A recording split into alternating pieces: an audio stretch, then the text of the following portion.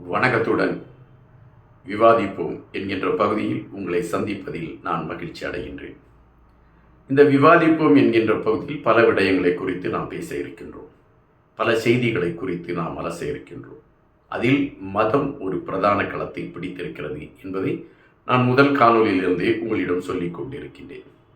இந்த மதத்தை மையப்படுத்தி பயணித்து கொண்டிருக்கக்கூடியவர்கள் அனைவரும் நேர்மையானவர்களாக இருக்கிறார்களா, அல்லது மதத்தை வைத்து மக்கள் மத்தியிலே ஒரு பிரிவினையை உருவாக்கி கொண்டு இருக்கக்கூடியவர்கள் ஒரு தெளிவான பாதையை எடுத்துக்கொண்டு பயணிக்கிறார்களா? இந்த கேள்விக்குள் நாம் போகின்ற பொழுது வருத்தமான பல பதிவுகள் தான் நம் மனதிலே எழும்புகின்றன. ஒரு பிரபலமான மத போதகர், அந்த மத போதகர் மேடையிலே அவர் பேசுகின்ற பொழுதும், அவர் தன் மதம் சார்ந்த கருத்துக்களை எடுத்து வைக்கின்ற பொழுதும் அவர் நடந்து கொண்டிருக்கக்கூடிய விடயங்கள் பல சர்ச்சைகளை எழுப்பின. அப்படி சர்ச்சைகளை எழுப்பினால் கூட இப்படித்தான் எங்களுடைய மதம் சொல்லி இருக்கிறது என்பதை அழுத்தமாக பதிவிட்டு கொண்டு தொடர்ச்சியாக அதுபோன்ற கருத்துக்களையே பதிவிட்டு கொண்டிருந்த ஒரு மத போதகர். இவருக்கு பின்னால் பெருவாரியான இளைஞர் கூட்டம் திரண்டிருந்தது. இந்த மத போதகர் அடிக்கடி குறிப்பிடுவார், நாம் நடந்துதான் இதுவரை மத பிரசங்கங்களை செய்து கொண்டிருந்தோம், இனி நாம் வானூர்திகளில் வந்து மத பிரசங்கம் செய்யக்கூடிய அளவிற்கு நமக்கான வளர்ச்சிகள் அமைந்து விட்டது, அதற்கான மன்னாவை கடவுள் திறந்து விட்டார் என்கின்ற கருத்துக்களை எல்லாம் பதிவிட்டு கொண்டிருந்தார். ஆனால் தற்பொழுது வந்திருக்கக்கூடிய செய்தி பல அதிர்வலைகளை ஏற்படுத்தியிருக்கிறது. என்னவானார் அந்த மத போதகர்? அவர் பின்னால் இருந்தவர்களுடைய நிலை என்ன? அவரை மையப்படுத்தி சுழன்று கொண்டிருக்கக்கூடிய சில வதந்திகள் எதை மையப்படுத்தி சொல்லப்படுகிறது போன்ற பல விடயங்களை இந்த விவாதிப்போம் பகுதியிலே நாம் பார்க்கலாம். ஒரு குறிப்பிட்ட மதத்தை சார்ந்த ஒரு மத போதகர், ஒரு இளம் வயதுக்காரர். அவர் அந்த மதத்தை சார்ந்த கருத்துக்களை எடுத்து வைப்பது மேடைகளிலே ஆடி பாடி கொண்டுதான் எடுத்து வைப்பார். அப்படி ஆடி பாடிக்கொண்டு எடுத்து வைக்கக்கூடிய நேரத்தில் இந்த ரேப் பாடல்கள் பாடக்கூடிய வகையில் தான் அவருடைய பாடல்கள் இருக்கும். அதிலே சில தேவையற்ற வார்த்தைகளையும் அவர் உபயோகிப்பது வாடிக்கை. அதனால் அங்கு இருக்கக்கூடிய இளைஞர்கள் அவருடைய அந்த ரேப் வகை பாடல்களை பார்த்தவுடன் அவர்கள் ஆடி பாடி மகிழ்ச்சி அடைந்து இதுதான் உண்மையான வழிபாடு என்று அவர்கள் அதை நோக்கி பயணிக்க ஆரம்பித்தார்கள். இதற்காக அவர் பின்னால் ஒரு பெரும் கூட்டமே கூடியது. ஆனால் அவர் குறிப்பிட்டிருக்கக்கூடிய மதம் அதைத்தான் கற்றுக் கொடுத்ததா என்றால் இல்லை.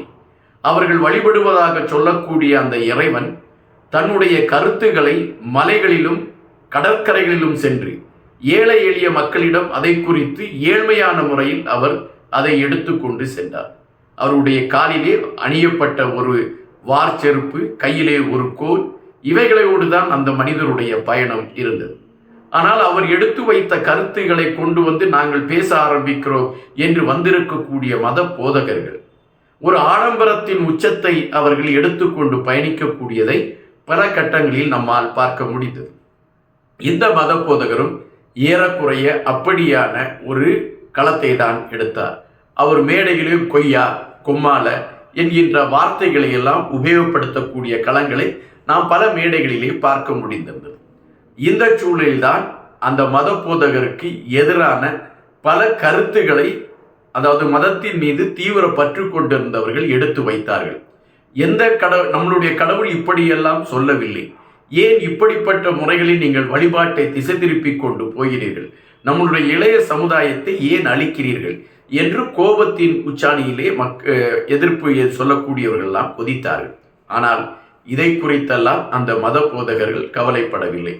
அதன் பின்பு அவர் சொல்லுவார், நீங்கள் காணிக்கை போடுவதற்கு உங்களிடம் காசு இருந்தால் போடுங்கள், மொபைல் இருந்தால் போடுங்கள், தங்கமாக இருந்தால் போடுங்கள், உங்கள் பேங்கில் இருக்கக்கூடிய அனைத்தையுமே அள்ளிக்கொண்டு போடுங்கள் என்று குறிப்பிடுவார். அதுபோல பக்கெட் எடுத்துக்கொண்டு வருவார்கள். நம்மாட்களை மட்டுமே பக்கெட் எடுத்துக்கொண்டு செல்ல அனுமதி, வேறு யாரும் எடுத்துக்கொண்டு சென்றால் அந்த பக்கெட்டில் இருக்கக்கூடிய காசுகளை எடுத்துவிட்டு சென்று விடுவார்கள் என்றெல்லாம் அவருடைய வார்த்தைகள் இருந்தன. அப்படிப்பட்ட அந்த போதகர் இப்பொழுது என்னவானார் என்கின்ற விடயத்திலே பல கேள்விகள் எழும்பின. அப்படி எழும்புகின்ற சூழலில் ஒரு வதந்தி, அது உண்மையா பொய்யா அல்லது அதுதான் உண்மையா என்கின்ற விடயத்திற்கு தெளிவான ஆதாரங்கள் இதுவரை கிடைக்கவில்லை.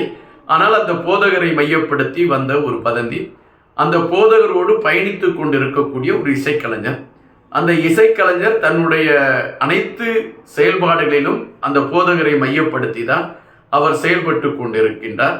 அந்த இசைக்கலைஞருடைய மனைவியும் இந்த போதகர் நடத்தக்கூடிய ஆலயத்திற்கு வந்து கொண்டிருந்ததாகவும், அதன் பின்பு அந்த போதகருக்கும் அந்த இசைக்கலைஞருடைய மனைவிக்கும் இடையே தொடர்பு ஏற்பட்டதின் அடிப்படையில் அவர்களுக்குள் ஏதோ தொடர்பு இருக்கிறது என்பது பேசப்படுகின்ற ஒரு செய்தியாக மாறியது.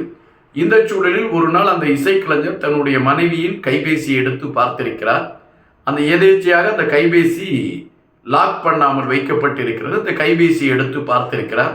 அந்த கைபேசியில் இந்த போதகரோடு அவருடைய மனைவி எடுத்துக்கொண்ட பல நெருக்கமான புகைப்படங்கள் இருந்திருக்கின்றன, காணொளிகளும் இருந்திருக்கிறது. இவருக்கு வியர்த்தி விட்டது. மனைவியிடம் கேட்டிருக்கின்றார், மன்னித்து விடுங்கள் என்று சொன்னதாக சொல்கிறார்கள். அதன் பின்பு அந்த இசைக்கலைஞர் இந்த போதகரை சந்திக்க சென்றிருக்கின்றார். அப்பொழுது இந்த போதகர் கேட்டாராம், என்ன பிரதர், எப்படி இருக்கிறீர்கள், சிஸ்டர் வரவில்லையா என்று. உடனே இந்த இசைக்கலைஞர் கேட்டாராம், அவள் உனக்கு சிஸ்டரா மனைவியா என்று கேட்டாராம். அதன் பின்பு இந்த காணொலியில் இருக்கக்கூடிய புகைப்படங்களை எல்லாம் காட்டிவிட்டு, நீ எங்காவது இனிமேல் கடவுளை குறித்து பேசுவதாக இருந்தால் இந்த விடயங்களை எல்லாம் நான் வெளியே கொண்டு வந்து விடுவேன் என்று எச்சரிக்கை செய்தார் என்கின்ற அடிப்படையில் அந்த மத போதகர் இப்பொழுது எந்த இடங்களிலுமே இல்லாமல் அவர் எங்கோ ஒரு இடத்தில் ஒளிந்திருக்கிறார் என்கின்ற செய்திகள் வதந்தியாக பரவி கொண்டு இருக்கின்றன. இது உண்மையா பொய்யா என்கின்ற விடயங்கள் நமக்கு தெரியவில்லை. வதந்தியாக பரவிக்கொண்டு இருக்கின்றது. ஆனால் இந்த மத போதகர் தனக்காக வானூர்தி வாங்குவதற்கு அதற்கான முன்பணம் கட்டுவதற்கான முயற்சிகளில் இறங்கியிருந்தார் என்றும், முன்பணம் கட்டிவிட்டார் என்கின்ற ஒரு செய்தியும் பரவலாகவே பேசப்படுகின்றது. மதம் என்பது மனிதனிடத்தில் அன்பை கொண்டு வருவதுதான். மதத்தை மையப்படுத்தி பேசக்கூடியவர்கள் நம் மனதிற்கு ஆறுதல் தருவார்கள் என்கின்ற எண்ணத்தில் தான் ஒவ்வொருவரும் அந்த மதம் சார்ந்தவர்களை தேடி பயணிக்கிறார்கள். ஆனால் இங்கு மதத்தை மையப்படுத்தி பேசிக்கொண்டு இருக்கக்கூடிய அனைவருமே தங்களுடைய பொழுதுபோக்காகவே காமம் சார்ந்த விடயங்களை கையில் எடுத்து விடுகிறார்கள்.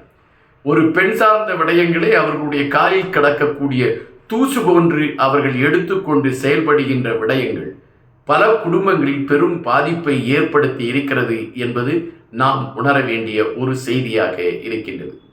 இந்த மத போதகர் செய்தது உண்மையா அல்லது அவர் நடந்து கொண்ட விதங்கள் இங்கு குறிப்பிட்ட செய்திகளின் அடிப்படையில் இருக்கிறதா என்கின்ற விடயங்களுக்கான தெளிவான ஆதாரங்கள் இல்லை. ஆயினும் இது ஒருவேளை செவிவழி செய்தியாகவோ அல்லது இது உண்மையான செய்தியாகவோ இருக்கக்கூடிய பட்சத்தில் அந்த மத போதகர் தன்னை திருத்திக் கொள்வதுதான் சால சிறந்ததாகும். இது இந்த விவாதிப்பும் பகுதியில் இடம்பெறக்கூடிய ஒரு தகவல் தான் மட்டுமே ஒழிய அந்த மத போதகருக்கு எதிரான கருத்தல்ல.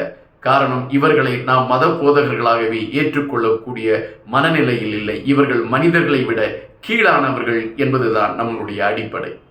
நன்றியுடன் இன்பா.